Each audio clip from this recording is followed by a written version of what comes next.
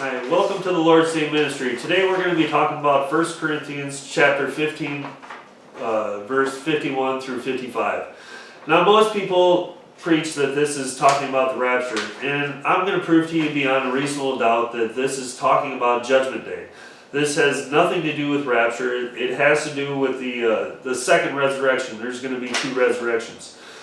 So Paul starts out telling us that he's about to reveal a secret from the Lord. Verse 51 through 52 says, "Behold, I show you a mystery. We shall not all sleep," meaning die, "but we shall all be changed in the moment, in the twinkling of an eye, at the last trump. For the trump shall sound, and the dead shall be raised incorruptible, and we shall be changed." Now chapters 24 through 29 in the book of Isaiah are about Judgment Day. Isaiah 27:13 says, "And it shall come to pass in that day that the great trumpet shall be blown." Isaiah 26:19 and 21 says, "Thy dead men shall live, together with my dead bodies shall they arise. Awake, wake and sing, ye that dwell in the dust, for the dew is as the dew of herbs, and the earth shall cast out the dead. For behold, the Lord comes out of his place to punish the inhabitants of the earth," which the first resurrection, there is no punishment. So it punishes the earth for their iniquity. "The earth also shall disclose her blood, and shall no more cover her slain." Meaning, this is talking about that all the sins are going to be exposed. Think about when Cain killed Abel, and Abel's blood cried out to the Lord, and exposed his sin. Because God is all-knowing. So, you may not get punished for something on earth, but you're going to get punished for it at Judgment Day. This is what this is talking about. You have to keep in mind that there are two resurrections. The first being the rapture, in which we don't get incorruptible bodies. When John saw those who were raptured in heaven, he saw their souls, not their incorruptible bodies. Revelation 20 verse 4 says, "And I saw thrones, and they sat upon them.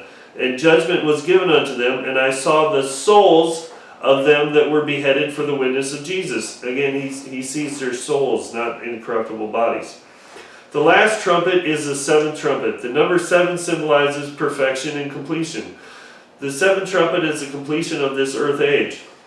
Revelation 10 verse 7 says, "But in the days of the voice of the seventh angel, when he shall begin to sound, the mystery of God should be finished, and he has declared to his servants and prophets."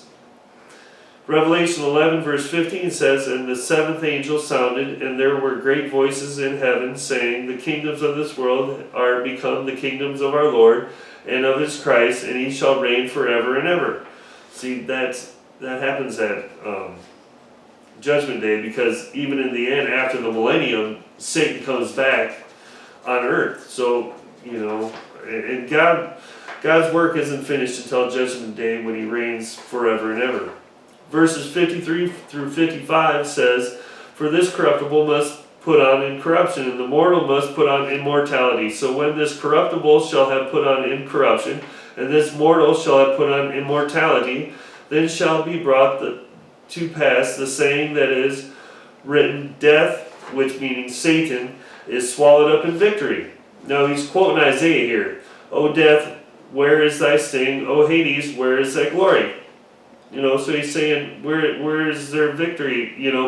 O Hades, where is the victory? Because Jesus Christ defeated death.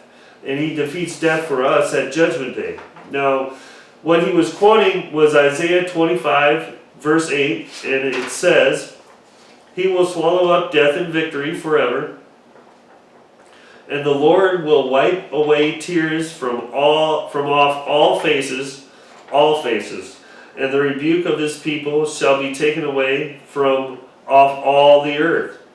For the Lord has spoken it." There are going to be people that will reign in heaven that lived in the millennium. So, if it's the rapture, he's not going to be able to wipe all the tears off of all the faces, because all the faces aren't going to be in heaven until after the millennium, because there's going to be people that die in the millennium that are going to get raised up too in the second resurrection, and he's going to wipe away all tears. So when Isaiah says that God will wipe away tears from off all faces, that has to be after the millennium to encompass all faces and over all the earth, you know. So it's all is the key word there. Revelation 20 verse 7 through 9 says, "And when the 1,000 years, that's the millennium, are completed, Satan shall be released out of his prison, and shall go out and deceive the nations which are in the four quarters of the earth, Gog and Magog, to gather them together in battle, and the number of whom is the sand of the sea. And they went up on the breadth of the earth, and surrounded the camp of the saints about, and the beloved city," Jerusalem he's talking about, "and fire came down from God out of heaven, and devoured them." Now Isaiah 29, verse 5 and 6 says, "Moreover, the multitude of thy foes shall be like fine dust, and the multitude of the terrible ones shall be as chaff that passes away. It shall be at an instant suddenly. Thou shalt be punished by the Lord of hosts with thunder, earthquake, great noise, storm, tempest, and the flame of devouring fire." Now that's talking about judgment. I was just giving you the verses in Isaiah because Paul quoted Isaiah in, I think it was verse 54 or something, but in chapter 15 in the verses that I'm quoting here.